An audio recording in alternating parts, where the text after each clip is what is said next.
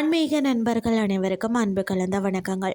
இன்றைக்கு நாங்கள் ஆன்மீகம் சம்பந்தமான பதிவில் கிரிவல பாதையில் உள்ள அதிர்ஷ்டம் அள்ளித்தரம் அதிர்ஷ்ட லிங்க தலங்களை பற்றி பார்க்கலாமா வாங்க. ஃபர்ஸ்ட் பார்த்தீங்கன்னா இந்திரலிங்கம். கிரிவல பாதையில் உள்ள முதல் லிங்கம் இந்திரலிங்கம். கிழக்கு திசையில் இந்த கோவில் அமைந்துள்ளது.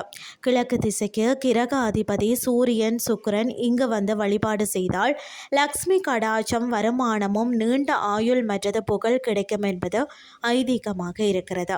அடுத்தது பார்த்திங்கன்னா அக்னி லிங்கம். இது வந்து பார்த்திங்கன்னா செங்கம் ரோட்டில் தாமரை குளத்திற்கு அருகில் அமைந்துள்ளது. தென்கிழக்கு திசைக்கு அதிபதி சந்திரன் இங்கு வழிபாடு செய்தால் நோய் மற்றது பார்த்திங்கன்னா பிணி பயம் முதலியவை வந்து விலகும். எதிரி தொல்லை மனப்பயம் நீங்கும்.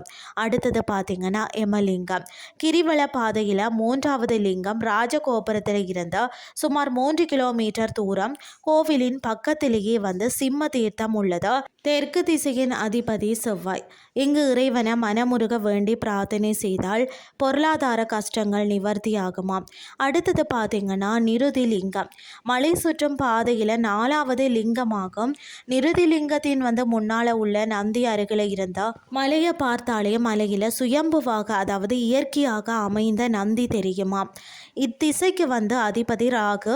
இங்கு வழிபாடு செய்தால் குழந்தை பாக்கியம் சுகவாழ்வு புகழ் ஆகியவையும் சங்கடமான நிலைமைகளில் இருந்து விடுதலை கிடைக்குமா. அடுத்தது வந்து பார்த்திங்கன்னா வருணலிங்கம்.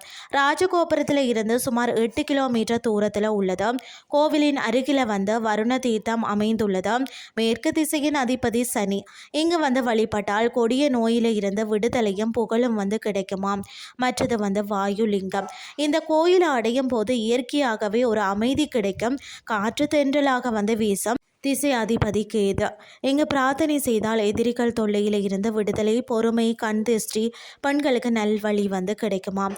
மற்றது குபேரலிங்கம். 7வது லிங்கமாக அமைந்துள்ளது தான் குபேரலிங்கம். இத்திசையின் அதிபதி குரு. இங்கு இறைவனை வேண்டினாலே பொருளாதாரம் உயரும் மன அமைதி வந்து அடையும். கடைசியாக பார்த்தீங்கன்னா ஈசானிய லிங்கம். கிரிவல பாதையில் கடைசி லிங்கம் தான். ஈசனே இங்கு இருப்பதால் இது ஈசானிய லிங்கமாம். எல்லா நிலைகள்லையும் கடந்து அமைதி தேடும் இடம்தான் இது. இந்த கோவிலில் நிலப்பரப்பில் இருந்து சற்று கீழிறங்கி இருக்கும். இத்திசையின் அதிபதி வந்து பார்த்தீங்கன்னா புதன். இங்கு இறைவனை வேண்டிக் கொண்டு மனம் ஒரு நிலை அடையுமா. இன்றைய ஆன்மீகம் சார்ந்த பதிவில் பார்த்தீங்கன்னா அஷ்டலிங்க தலங்களை பற்றி பார்த்துருந்தோம். இந்த ஆன்மீகம் சார்ந்த பதிவு உங்களுக்கு வந்து பிரயோசனமாக அமைஞ்சிருக்கும்னு சொல்லி நானும் நம்புகிறேன். இதே மாதிரி மற்றொரு ஆன்மீகம் சார்ந்த பதிவோடு உங்களை சந்திக்கிறேன். நன்றி.